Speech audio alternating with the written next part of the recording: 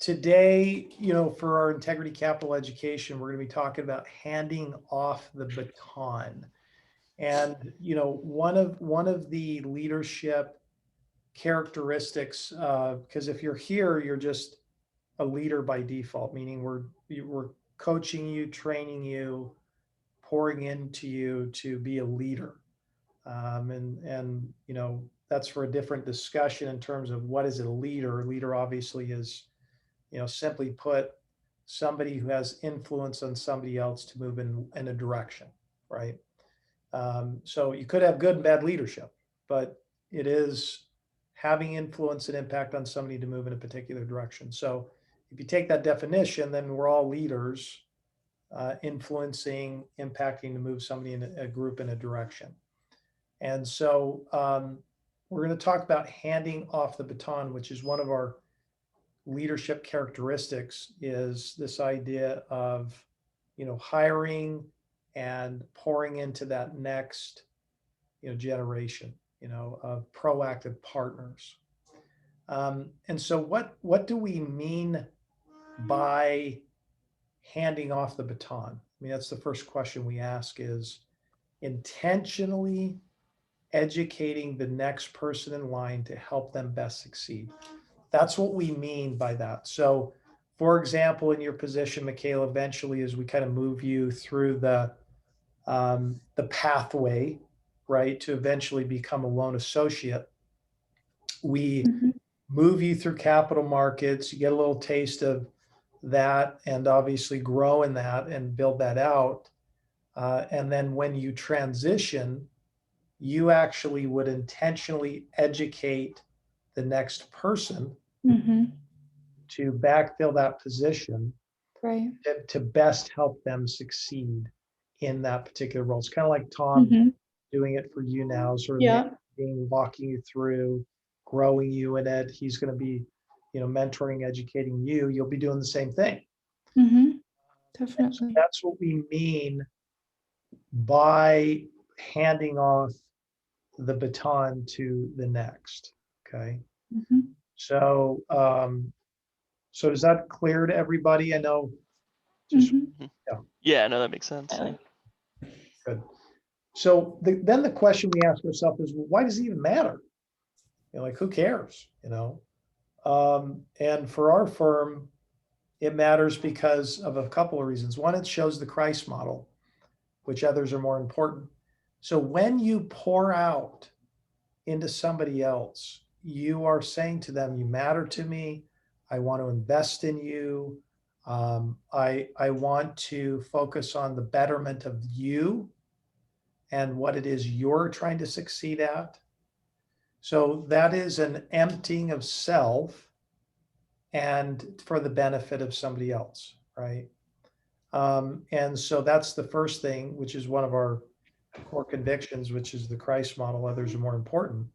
That is a very particular way which we can manifest that live in action, okay? The second reason why it matters for our firm is that it helps people achieve their dreams. We try to understand the particulars. We obviously have larger, whys here, placing the gospel in people's hands, pouring out to the poor and disenfranchised, giving peace of mind to the client's employees.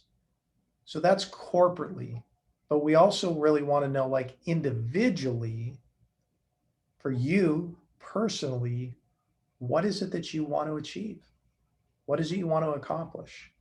What things really resonate with you that are excitable? Like, Michaela wants to own 500 Harleys, and then sort of, run around town.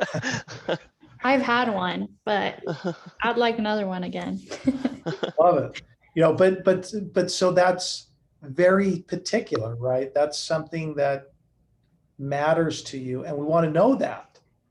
And we want to be able to say, well, great. How do we get there? What does that look like? And I know you care about your daughter, and Tom, you got some other things you're trying. So all those things are important for us to understand about the other person so that we can say, well, let's help you get there, right? Mhm. Let me help you get there. That's another reason why handing off that baton is best to help them succeed. The third one is it's proactive. You say, well, how's it proactive, Dave? Because it prepares for the future now versus trying to prepare when it's too late, right? So when companies grow, when the reason they get into trouble is they just literally, you go full speed ahead and they don't put the appropriate infrastructure in. So we believe in growth. We want to grow and we're going to continue to grow. And that's part of our culture is growing. But we want to do it in a way that is thoughtful, future thinking, and that we're doing the steps now to have the crop, so to speak, come up later. It's like the whole sowing, reaping concept. The farmer plants in a certain season, waters, and eventually when that season is ripe, then the crops come up. Okay. So, but that takes patience, that takes intentionality, that takes time. So we want to start now, and so that we can be proactive.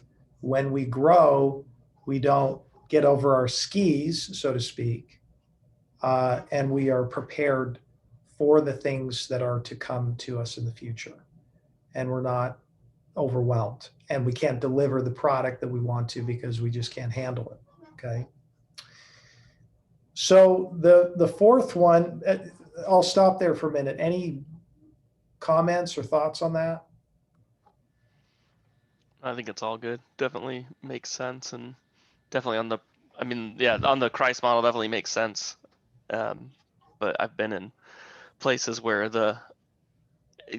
putting people in positions is reactive and not proactive, and it never works. So No.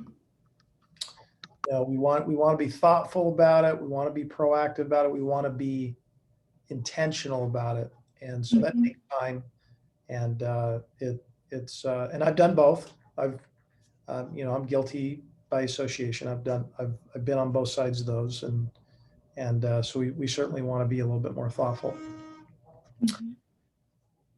The fourth one is it helps us grow by duplication. And I just wanted to show this kind of fun little visual here because sometimes you don't really understand how much this starts to snowball effect. So let's say year one, you kind of pour into two people. And then you say, well, I want you to pour into somebody else, right? So then it duplicates, they pour into it. There's 4 people. Next year, they do the same thing with their people. It's 8 people that get poured into, right? And then 16, and then 32, and then year 10, guess how many? 1,024, right? So, and it started with one person pouring in here and saying, I just want to duplicate that over time. And then have that person duplicate and do the same thing. And then those 2 people do the same. Do you see what I'm saying? Like it just starts to ripple effect in a really compounding way, Mhm. where you start to pour in, and then you're telling those people, I want you to pour into another 2 people. Well, guess how many you have now? 4. Well, then I want you to pour into another 2 people, right? And all of a sudden, this math starts to grow and grow and grow, and it takes a life of its own. Versus if I was just training everybody and I was just trying to do it myself, I think I could make some progress, but I'm not going to make as much impact as if everybody else was sort of training and also doing that themselves. that shows why the culture part of this is so critical too. Because if you've got, if you remove one of those people from, especially, from the start, if you take away the person that's initially being poured into, or, from the first group of people, that number really slows down, and doesn't become what it should be in year 10. Exactly. Yep. So it's the compound effect that it's kind of like this. You'll probably hear the rule of 72 before, but it's this idea that you just kind of chip away, and you put, obviously, eventually, Mikhail, you probably come on here and hop onto the 401k thing, and you just start chipping away a little bit every month into the 401k. And the next thing you know, it was kind of like a mortgage payment. You just, or a rent payment. You just make it every month. It's just part of the deal. Next thing you wake up, 20 years later and go, holy cow, how did I get, 300,000 bucks in there? Like, I didn't even really pay attention. And it's because it's the rule of compounding effect. That 10 cents turned into 15 cents, and then that 15 compound on that. All of a sudden it was this huge thing that you just go, how did I even get here? Well, it's because you just kept doing these small little things. And next thing you know, it's like when you're doing a snowball, you start with this little itty bitty snowball and you're pushing, pushing, pushing, pushing. Next thing you know, you get this huge, you know, uh, snowball that just turned into a boulder almost. And it's because of the compounding effect. So that's sort of the mathematical theory behind it. So hopefully I didn't blow your mind there for a second, but I like that though. It's like it's a good example too with the retirement account. So, or even a savings account or any kind of, investment. But yes, yeah, it pays off, and this isn't like, conceptual theory. This is like reality. That's like how it actually works. mhm, yeah. What they And call thinking long term too. exactly thinking long term. It's a long term thinking game, not a short. This is a legacy company. This isn't like, hey, Dave's growing it to sell it. That's not my plan. Mm-hmm. Long term, bye David's going to die at some point. It's going to keep going type of thing, right? So it's not my plan, is to grow and go. So the fifth one is, it's what our heart really desires. So I'm convinced of the fact that we are hardwired to want to pour out into somebody else. I really am convinced of it. I've done it. I've seen both sides of the coin. I've lived two sides of the coin. If you've heard my story before, that I've lived on one side of the coin versus the other. And I can tell you, one is miserable and one is joy filled. And the miserable one is self-centered. Everything's about me. It's what I want, what I want, what I want. That's misery. That's just the definition of misery. And pouring out into other people is joy filled. I'll just give you an example this morning. So at our church, we do a lot of discipleship, which, I mean, if you can keep a simple word, it's kind of like mentorship, right? So we spend time with, men pouring into their lives, and a lot of them have gone through a lot of stuff, just tough stuff, and tough things in life. And so we meet it once a week and kind of, be around the table and kind of talking about life and what's going on, and where's their red dot. And I used to do this, I still do, but for a while there was pretty intensive, and I had a lot of guys that I was doing this for years. Well, at the event we had this morning, one of the guys came. I hadn't seen him for years, and he came up to me at the end, and I was just finishing off, and he said, "Hey, I'm sorry to interrupt you." He says, "Dave, I just want you to know, like, how much it meant to me, that, like, how much time you poured into me meant to me personally." And he goes, "It's had like a profound effect on my life." And he goes, "I just want to let you know I love you, and I'm thankful." Well, you can imagine. You can imagine. I was almost a little bit in tears. I was just like, "Wow, I didn't expect that. That wasn't on my radar, and that wasn't my motive." But I was elated with joy, because I thought, wow, what a great thing to just remember that people really want to be poured into. I've been poured into and have been thankful for people who've done it to me. And it's a joy. It's almost more joyful for the person that's pouring into the other person. And so I'm just convinced that some of the greatest joy you'll have, it's hard. Don't get me wrong. Don't misunderstand what I'm saying. I'm not saying that it's easy to do, but it's very, very worth it in the long run, not the short run. For those of you that are parents, which I think everybody on here is, Michaela, you're on the front end of this, but it's hard. It's really hard work. I mean, it's tiring, it's exhausting at times, but it will pay off if you are committed to pouring yourself out into your children. And you'll find out over the long run that really paid off, right? So it's the same theory here, not maybe to the same intimate setting that you would with a child, but the concept is the same, that we really want to do that, essentially, if that makes sense to you guys. So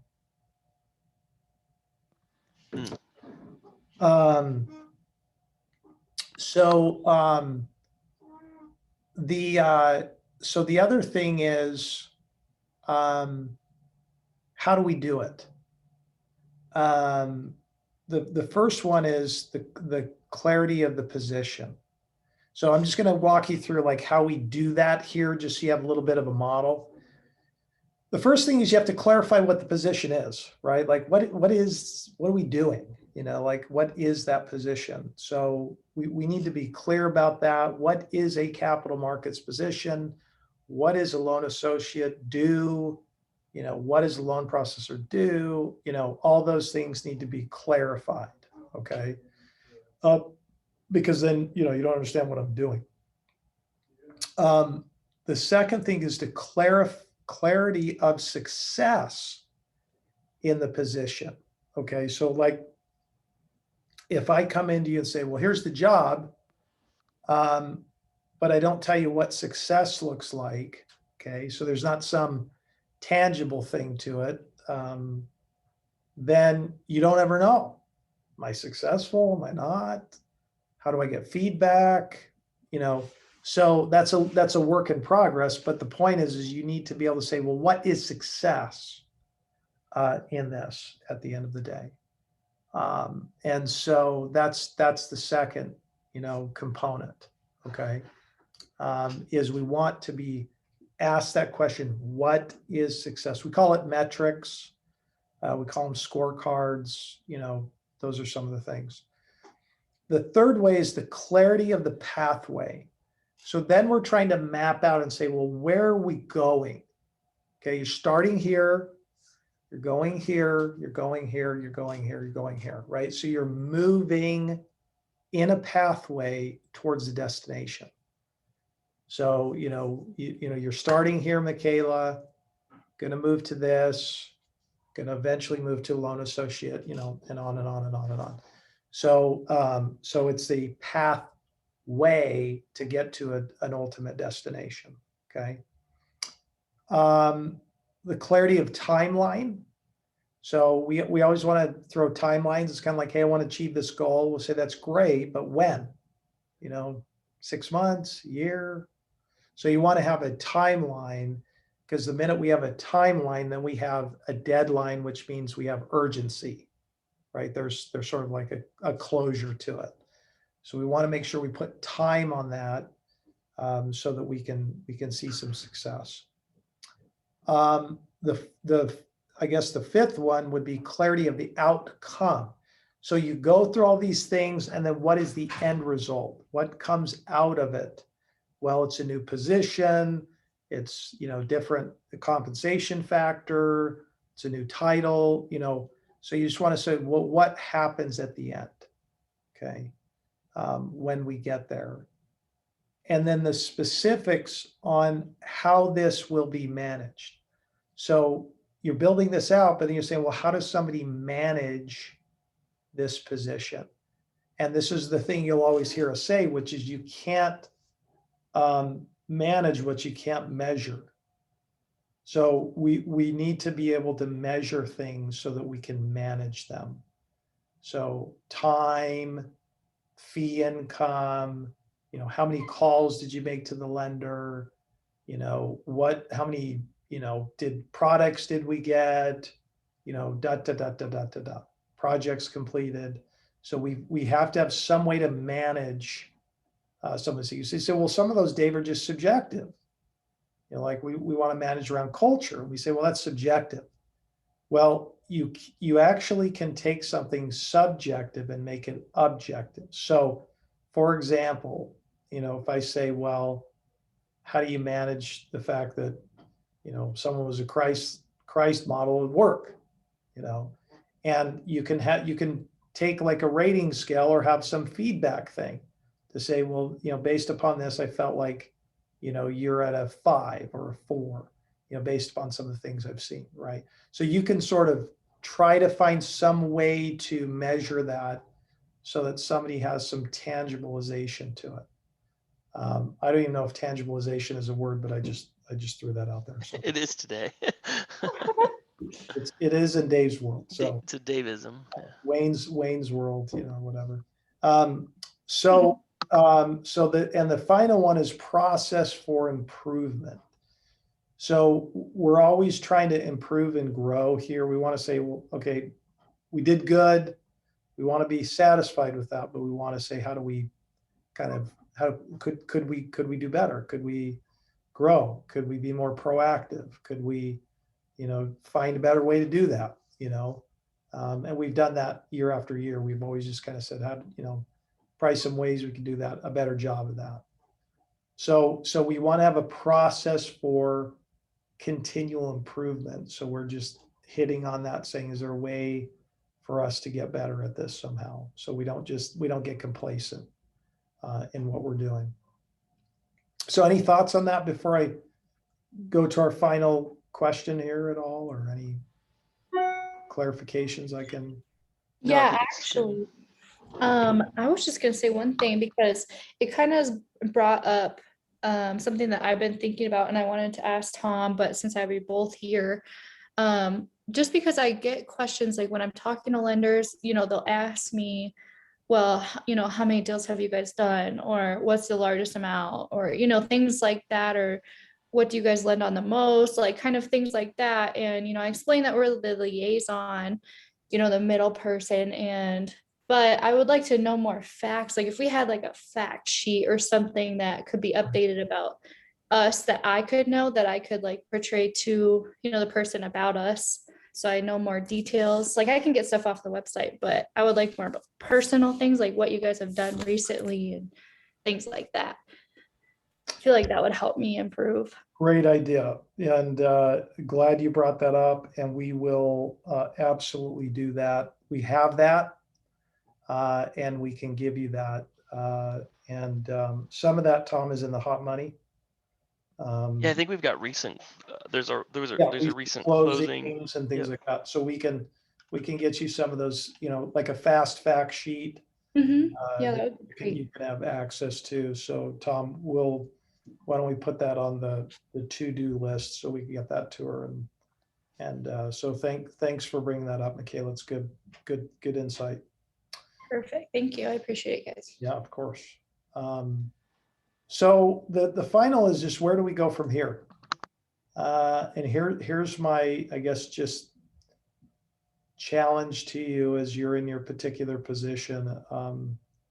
Think big and take baby steps, right? So you want to think big, like I've got a big dream, big things I want to try to accomplish in this particular position, in this area, and life as a whole. But then take baby steps. Here's what happens where people get into trouble. They think big, but then they want to take big. So for an example, that would be like, well, I want to lose 50 pounds, in the new year, and stop doing this, or da, da, da. And then next thing you know, they're trying to do this ginormous thing like in a very short period of time. And most people will fail because they just finally go, this is just too overwhelming. I can't do it. But if you think big, but then just start taking little baby steps to move in that direction and be realistic about, progress, then you'll see success over time. But most people just give up because it's too overwhelming. But that's why one of our leadership characteristics is 70% and then go. Because we don't want to get overly information. We just want enough to get get moving and try it. We want to build something out and give it a shot. We don't want to get too caught up in perfectionism, because it always ends up in failure. And so that's just, I guess, my takeaway is think big, just take little steps to move in that direction. And I think you'll find that this is why handing the baton off will be a big thinking thing. But it takes a lot of little baby steps, to get there. So that's the education for the day. Any comments before we wrap it up, or any thoughts on that? I don't have anything else.